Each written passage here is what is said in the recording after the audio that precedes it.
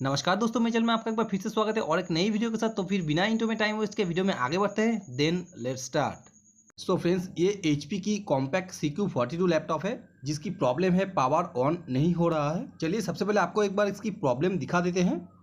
सो यहाँ पर आप देख सकते हो, ये है पावर बटन। मैंने पावर बटन को प्रेस कर रहा हूँ लेकिन फिर भी ये पावर ऑन नहीं हो रहा है, जबकि इसकी बैटरी भी चार्ज है और मैंने इसे एडाप्टर से भी कनेक्ट करके रखा है, फिर भी ये पावर ऑन नहीं हो रहा है। ऐसे में हो सकता है इसकी मदरबोर्ड में कोई प्रॉब्लम हो या फिर ये जो पावर स्विच है इस स्विच में भी प्रॉब्लम हो सकती है, क्योंकि इससे पहले भी मैंने एक लैपटॉप में देखा पावर स्विच में ही इशू था। और इसीलिए सबसे पहले हम इस स्विच को एक बार चेक करेंगे। अगर स्विच में कोई इशू नहीं रहता है तब हम मदरबोर्ड की तरफ बढ़ेंगे और इस स्विच को निकालने के लिए सबसे पहले हमें इस लैपटॉप को खोलना पड़ेगा। तो चलिए इसे खोलते हैं और वीडियो ज़्यादा लंबी ना हो इसलिए मैंने पहले से इसे खोल के रखा है। सो सबसे पहले पीछे की सारी नाट को खोल के हमें कीबोर्ड को निकालना है कुछ इस तरीके से,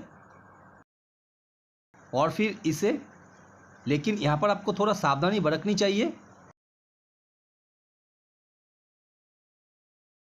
और इसके ठीक पीछे ही हमारा स्विच का जो कनेक्शन है वो दिया गया है, जो कि ये है,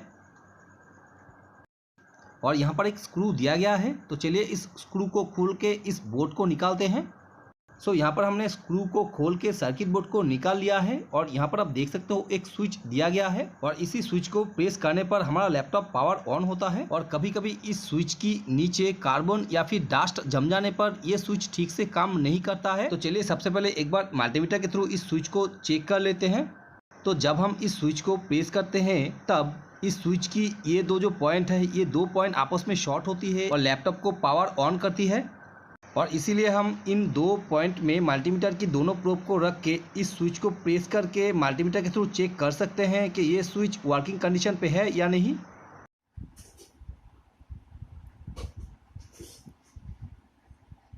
सो यहाँ पर आपने देखा जब हम इस स्विच को प्रेस कर रहे थे इन दोनों पॉइंट में कोई भी कंटिन्यूटी नहीं आ रहा था, जबकि कंटिन्यूटी आना चाहिए था।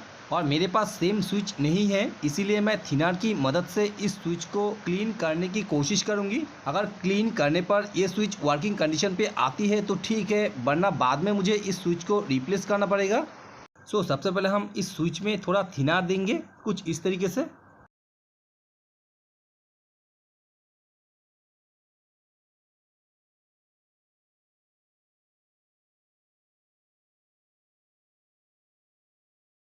और थिनर देने के बाद इस स्विच की बटन को कुछ इस तरीके से कंटिन्यू प्रेस करते रहेंगे ताकि इस स्विच की नीचे या फिर अंदर जो कार्बन या फिर डस्ट अगर जमा हुआ है तो वो क्लीन हो जाएगा। सो मैंने कंटिन्यू 5 से 10 मिनट तक इस स्विच को इस तरह से प्रेस करता रहा। तो चलिए आप एक बार इस स्विच को मल्टीमीटर के थ्रू चेक करके देखते हैं। सो यहाँ पर आप देख सकते हो, आप इस स्विच को प्रेस करने पर मल्टीमीटर में कंटिन्यूटी शो कर रही है, जो कि पहले नहीं कर रहा था। तो चलिए आप इस स्विच को फिर से लैपटॉप के साथ कनेक्ट करके एक बार प्रेस करके देखते हैं। तो चलिए आप पावर स्विच को प्रेस करते हैं। सो यहाँ पर आप देख सकते हो पावर स्विच में लाइट जल चुकी है या फिर इंडिकेटर ऑन हो चुका है। और यहाँ पर साइड पर डिस्प्ले भी देख सकते हो विंडोज़ लिखा आ चुका है और ये लैपटॉप चल रही है। Okay guys, thanks for watching my video. If you like my video then please share it and subscribe my channel. Thank you.